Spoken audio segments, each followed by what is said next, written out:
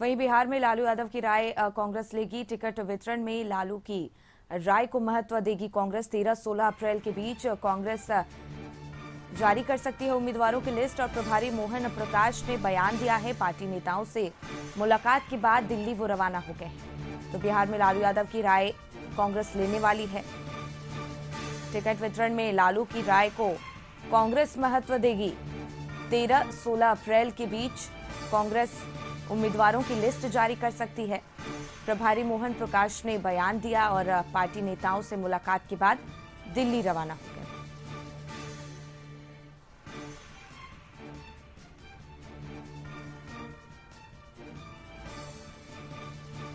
और इसी पर और ज्यादा जानकारी लिए प्रीतम हमारे साथ लगातार बने हुए हैं। देखिए प्रीतम, बिहार में अब लालू यादव की राय कांग्रेस लेने वाली है।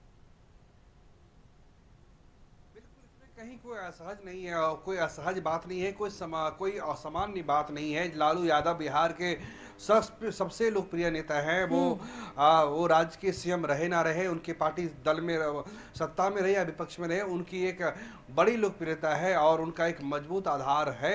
और हर किसी राज्य में जहाँ पे सहयोगी पार्टी मजबूत स्थिति में होती है तो बाकी जो दल है उसकी राय को शामिल किया जाता है। परसों मोहन प्रकाश बिहार के प्रभारी बनने के बाद पहली बार बिहार आए थे। हालांकि थोड़ी सी उन्हें कुछ शारीरिक तकलीफ थी, इसीलिए वो देरी से पहुंचे, लेकिन कल पूरा दिन जो है कांग्रेस हेडक्वार्टर में लोगों की आवाज़ आई रही। जिन लोगों को टिकट बाकी 6 लोकसभा सीट पे चाहिए थी वो लोग यहाँ पे लगातार उनसे मिले और मोहन प्रकाश ने भी सबसे अपनी राय शुमारी की, सबसे बातचीत की है। और उस बातचीत के आधार पर जो है मोहन प्रकाश अपने साथ संभावित उम्मीदवारों की एक लिस्ट लेके दिल्ली गए हैं और साथ साथ कल शाम में उन्होंने लालू प्रसाद यादव से मुलाकात की। और लालू प्रसाद यादव से मुलाकात की है तो लालू प्रसाद की राय जो उन्होंने रखी है, किस क्षेत्र पे कौन सी पार्टी जीत सकती है, किसका जातीय समीकरण मजबूत है, इस आधार पे ये सारी चीज़ें की गई है। लालू यादव की राय रखी गई है और हम ये कह सकते हैं कि पूरा महागठबंधन बेहद ही मजबूती के साथ चुनाव लड़ रहा है, बेहद ही इसके साथ चुनाव लड़ रहा है। और जैसे जैसे चुनाव प्रचार में तेजी आती जाएगी, कांग्रेस ने 3 उम्मीदवारों की घोषणा कर दी है, बाकी 6 उम्मीदवारों पर घोषणा बाकी है। इन सभी 6 सीटों पे अगले 3 दिनों में यानी 13 से लेकर 16 के बीच सभी सीटों पे उम्मीदवारों की घोषणा हो जाएगी। मुजफ्फरपुर, समस्तीपुर, महाराजगंज, ये 3 सीटें ऐसी है जिसपे मतलब कि अभी भी कांग्रेस की स्थिति स्पष्ट नहीं है, लेकिन चूंकि मुजफ्फरपुर में अजय निषाद आ चुके हैं, कांग्रेस में शामिल हो चुके हैं, बीजेपी को बेहद झटका लगा है। समस्तीपुर में महेश्वर हजारी के बेटे महेश्वर हजारी जो नीतीश कुमार के बिल्कुल करीब हैं, राज्य सरकार में पिछले कई दशकों से मंत्री हैं, उनके बेटे हैं सनी हजारी, वो कांग्रेस के साथ जुड़ चुके हैं। महाराजगंज में खुद ऐसी खबरें आ रही हैं कि अखिलेश सिंह अपने बेटे को चुनाव लड़ना चाहते हैं और इसमें कोई बुराई भी नहीं है। हर कोई चाहता है कि उसका बेटा आगे बढ़े और कांग्रेस चाहे भाजपा हो जो परिवारवाद के सबसे ज़्यादा आरोप लगाती है, उसके भी दिग्गज नेताओं के बेटे चुनाव लड़ रहे हैं। तो अखिलेश सिंह ने भी इस बार मनसा बनाई है कि उनके बेटे चुनाव लड़ेंगे। कहाँ से लड़ेंगे ये स्थिति ये साफ नहीं है, लेकिन बेहद संभावना है कि उनके बेटे भी चुनाव लड़े। कांग्रेस जो है बिल्कुल फूक फूक कर कदम रख रही है। वो कुछ सीटों पर काफ़ी मजबूत स्थिति में, जैसे कटिहार में उसकी स्थिति काफ़ी मजबूत है, किशनगंज में बहुत ही मजबूत है, जिस तरह पटना साहिब में भाजपा मजबूत है। बाकी जो 6 सीटें हैं उस पर कांग्रेस अपने ढंग से प्रचार कर रही है। महागठबंधन के जो दूसरे साथी है, इंडिया गठबंधन के जो दूसरे साथी है, राजद, माले और वीआईपी, ये सभी जो है मजबूती से प्रचार कर रहे हैं और इसका असर जो है कुछ दिनों में दिखा जाएगा। एक चीज़ साफ है सीखा कि 2024 का परिणाम 2019 के तर्ज पे नहीं होगा, कांटे की लड़ाई होगी। कुछ ऐसी सीटों पे परिणाम आएंगे, कुछ ऐसी सीटों पे ऐसे उम्मीदवार जीत के आएंगे, ऐसी पार्टियां जीत के आएंगे जिसकी हमने और आपने कल्पना नहीं की है। और संभावना है कि उसमें गया जैसे सीटें हो, गया, जहानाबाद, नवादा, जिस सीटों पे हम काफ़ी मजबूत मान रहे हैं एनडीए को, हो सकता है कि यहाँ के चुनावी परिणाम में फेरबदल हो। चूँकि वहाँ पर जो विपक्ष में जैसे कुमार सर्वजीत गया से लड़ रहे हैं, दूसरी सीटों पर जो है जहानाबाद से सुरेंद्र यादव चुनाव लड़ रहे हैं, पिछली बार 1700 मतों से चुनाव हारे थे। तो इन सब चीज़ों पर जो है अप्रत्याशित, इन सब सीटों पर अप्रत्याशित परिणाम की संभावना है। जी बिल्कुल प्रीतम, तो जैसा आपने बताया कि 3 दिनों में कांग्रेस उम्मीदवारों की लिस्ट जारी कर सकती है।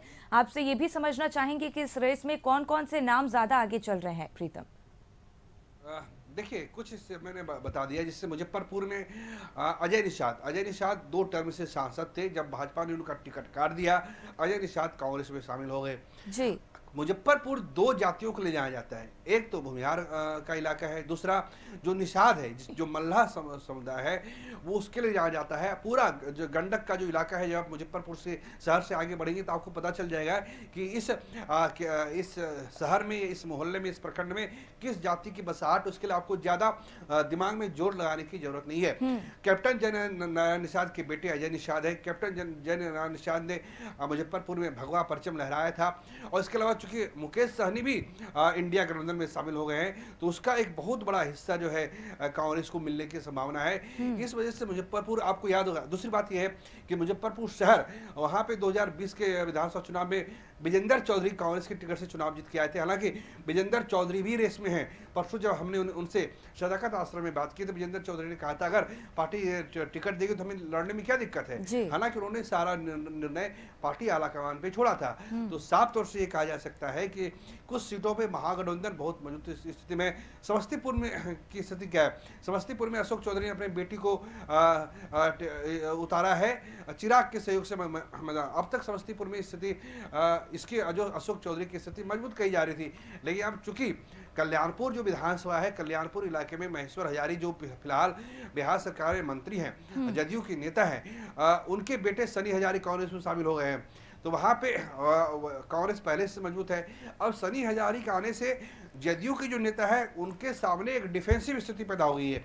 वो एग्रेसिव नहीं है, वो रक्षात्मक स्थिति में आ गए हैं। और समस्तीपुर में अब तक की जो खबर है, जो हमारे जो स्थानीय संवाददाता बताते हैं कि वहाँ पे एक मुकाबला, पहले लग रहा था कि संभावित के लिए पूरा मैदान खाली है, लेकिन अब मुकाबला बिल्कुल कड़ा हो जाएगा अगर सनी हजारी चुनावी मैदान में आते हैं।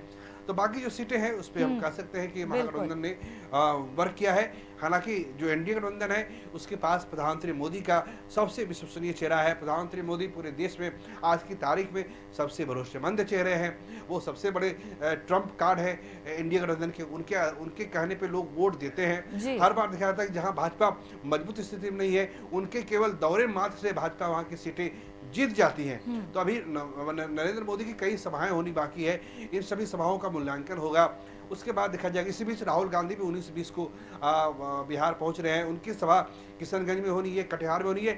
एक दिलचस्प बात यह है कि राहुल गांधी पूर्णिया नहीं आ रहे हैं। पूर्णिया में कौन लड़ रहे हैं? पूर्णिया में पप्पू यादव चुनाव लड़ रहे हैं जी।